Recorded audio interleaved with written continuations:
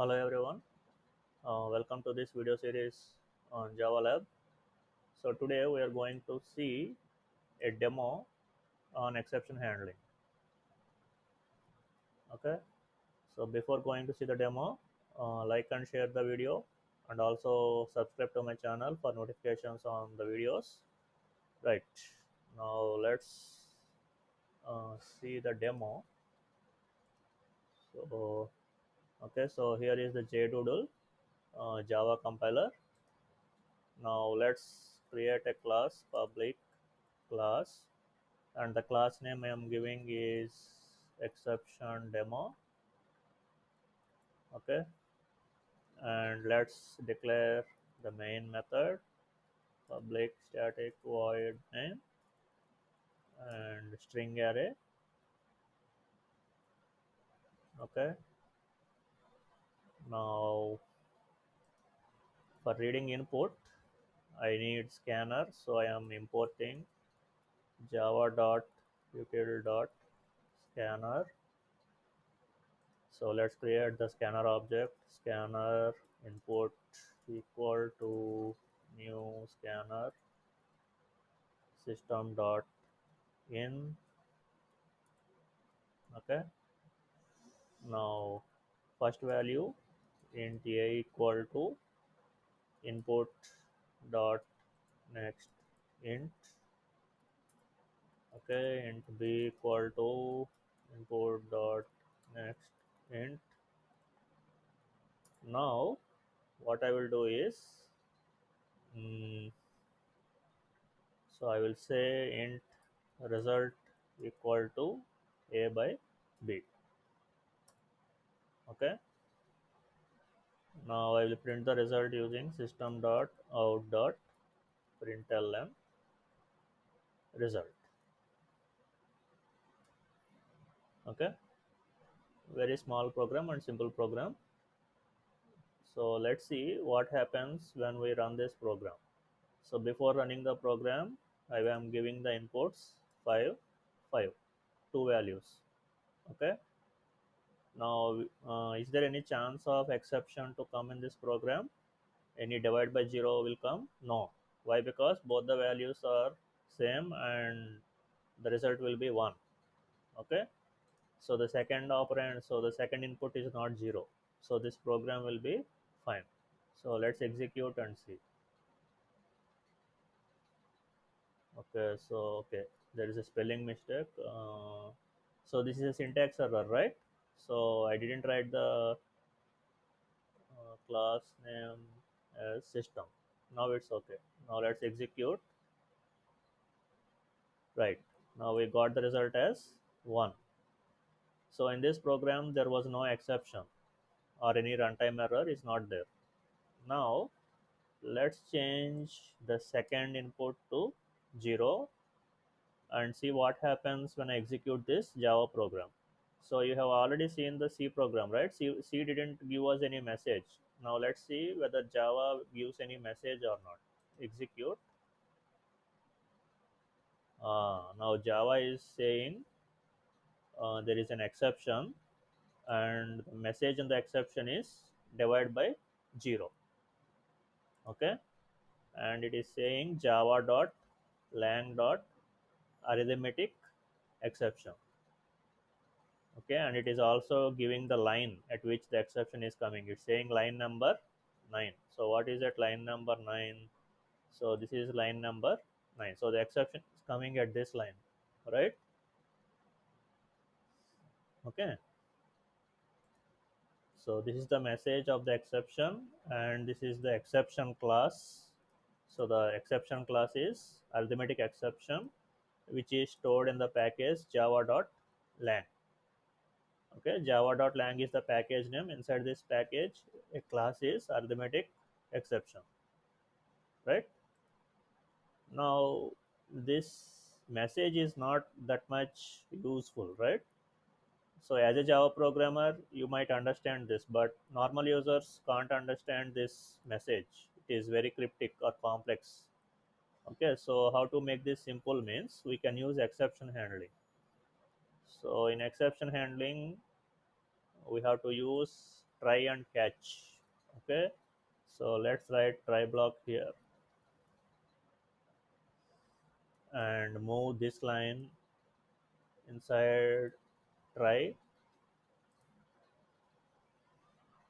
Okay, or also let's move this second line also inside to try, and after try you have to immediately write catch. Now which class should you write here? So you have to write the class which represents this exception. So what is this exception? You have already seen here, right? Okay, so previously in the previous message you have seen the exception is arithmetic exception. Okay, so this is the class name and space followed by the object. So here the object I am giving is e. So actually this can be anything, x, y, anything you can write. We will generally write e. Okay, now inside this catch block what I am writing is simply printing system dot out dot println uh, second input cannot be 0. Okay, so this is more meaningful than the previous message, right? Okay, now let's execute and see what happens. Yes, now the message we got is second input cannot be 0. Now the user can understand, and next from next time onwards he will not give 0 and 0 as the input. The user will give something else like maybe 10 and 2 like this and execute the program. Now they will not get now they will not get any exceptions. Okay, so again if the user gives 0 and tries to execute the program, again the user will get second input cannot be 0. So this is a very simple program, right? Okay, so how do you define try block? Try block contains code that might raise exceptions. Okay, so actually there is no need to place this line also inside try. We can remove this, but I have placed it, no problem. Okay, so the line which is raising exception is this, right? And actually this part a divided by b. Okay, now whatever exception comes here in the try block, that is handled by catch block, and the exception handling code we have provided is this print message. Okay, now with this the program is completed. Okay, the lab program for demonstrating exceptions is completed, but I am extending the program. I want to tell you something else. So let me create an array int arr equal to new int of 5. Okay, like this, and let's try to print system dot out dot println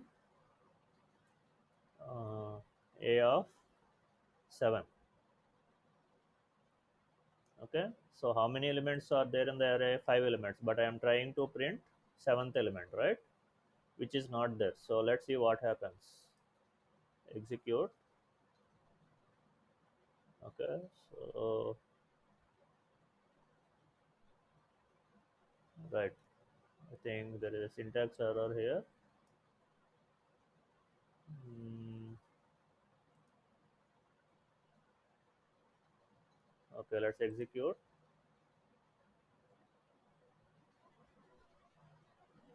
uh, so the array name is not a of 7, it is arr of 7, right? So the array name is arr, so I have to give arr. Now let's execute. So we are getting the output second input cannot be 0, and we didn't get any output for the second print statement, right? For this. Okay, so let me print some more text here, like element equal to plus ARR of 7, and now execute this.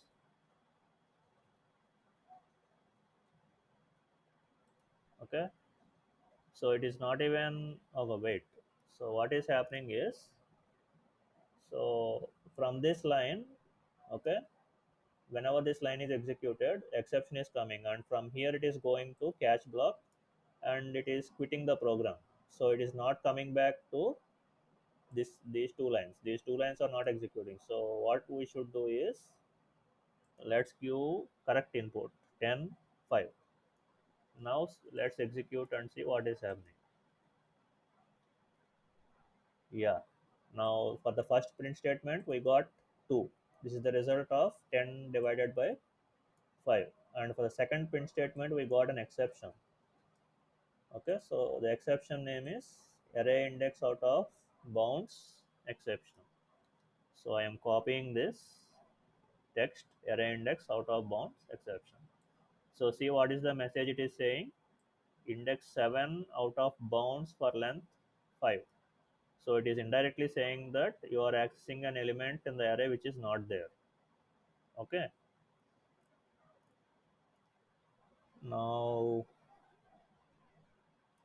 if you want to handle this array index out of bounds exception, what you can do is, you can write one more catch block,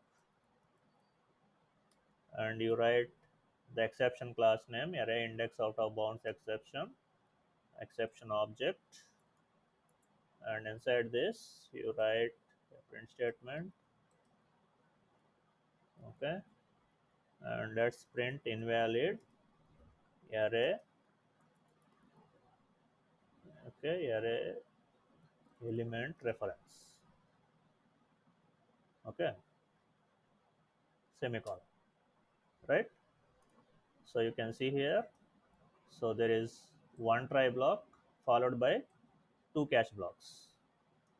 So actually you can write many catch blocks, not only one or two. You can write any number of catch blocks, okay, for different exceptions, right?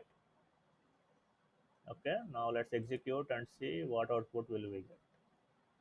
Okay, for first thing you are getting 2, and for the second you are getting invalid array element reference.